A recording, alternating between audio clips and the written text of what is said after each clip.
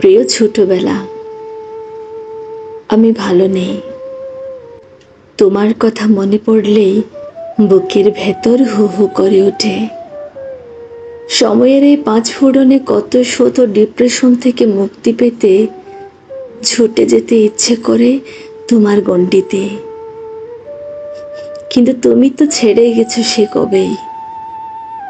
এতে তোমাকে দোষ দিয়ে অবশ্য কোনো লাভ নেই। তোমার সময় ছিল স্থির, একটা নির্দিষ্ট সময় পর্যন্ত। তারপরেই তুমি বিদায় নিলে। তোমার কথা ভাবলেই চোখের কোণে ভাসে কত শত শত স্মৃতি। ইচ্ছা করে স্মৃতির নৌকা পাড়ি দিয়ে তোমার গন্তব্যে যদি আবার পৌঁছে যেতে পারতাম, তাহলে মন্দ হতো না নেহাত। বরং বেঁচেই যেতাম গদবাঁধা এই জীবন থেকে। আমার কাছে তুমি বলতেই ভেসে ওঠে একটা রঙিন দুনিয়া, যেন রামধনুর সব রং এসে সেখানে জড়ো হয়েছিল। খুব ভোরে মায়ের ডাকে ঘুম থেকে ওঠা, ঘুম ঘুম চোখে পুকুর ঘাটে বসে দাঁত মাজা আর জলখেলি করা। সাথে ছিল মায়ের ফ্রিজ হাঁড়ি। এতক্ষণ লাগে? তাড়াতাড়ি কিছু খেয়ে পড়তে বস। বই নিয়ে ছুটে আসতাম রান্নাঘরে। পাটে বিছিয়ে বসে পড়তাম মায়ের পাশেই বই নিয়ে। সকালটা কাটতো খানিকটা রণক্ষেত্রের মতো করেই। সকালের পড়া, খাওয়া, রেডি হওয়া, ক্লাসের আধা ঘন্টা আগে বের হওয়া, কোনোটা থেকে কোনোটা সময় একটু কম বেশি হলেই ব্যাস সবকিছুই যেন গোলমাল পাকিয়ে যেত।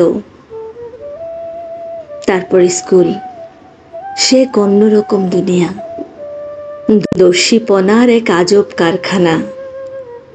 প্রথম বেঞ্চে বসার জন্য রীতিমতো ঝগড়া।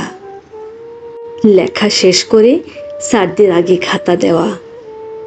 টিফিন টাইমে খেলতে গিয়ে হাত পা ছেঁড়া। বিরক্তিহীন ভাবে সেই 3 ঘন্টা পর্যন্ত ক্লাস করা। এসব যেন নিত্যকার রুটিন হয়ে দাঁড়িয়েছিল। ক্লাস শেষ করে বাড়ি ফিরে গোসল, তাও কম করে 1 ঘন্টা। চোখ লাল, দাড়িতে শেওলা জমা না হওয়া পর্যন্ত গোসল করে তৃপ্তিই পাওয়া যেত না। সাথে পুকুরের পানি ঘোলা করা তো আছেই। মাছেরা পর্যন্ত বিরক্ত হতো। তারপর খাওয়া, হালকা ঘুম, আর বিকেল হলেই উঠুন। হৌ চৌ ঘামে ভেজা শরীর, সাথে দুর্গন্ধ। শুক্রবার মানেই ছিল স্কুল ড্রেস সাফাই। 1 সপ্তাহের সাবান শ্যাম্পু একদিনে করা। বিকালে বিটিভিতে বাংলা সিনেমার জন্য ঘুম হারাম করা। কত কত স্মৃতি চোখের সামনে যেন সতেজ হয়ে ভেসে ওঠে, পক্ষান্তরে হারিয়ে যায়। ছোটবেলা তোমার সাথে কাটানো সেই বন্ধুগুলোর বেশিরভাগেরই আজ নিখোঁজ প্রায়। অর্ধনগ্ন হয়ে গোসলের সাথে মানুষগুলো হয়ে উঠেছে ভীষণ অপরিচিত। দেখা হলেও কথা বলার যেন আগ্রহ নেই। আজকাল হয়েছি আধুনিক, ডিপ্রেশনের রোগী, জরা জীর্ণ হিজিবিজি মানুষ। তখন এই আধুনিক প্রযুক্তি না থাকলেও ছিল বেশ সুন্দর সুন্দর মুহূর্ত, যাকে মনে পড়লে হয়তো মুচকি হাসি ফোটে বা হালকা চোখের জল। তবুও যান্ত্রিকভাবে বেঁচে আছি, বেঁচে থাকতে হচ্ছে।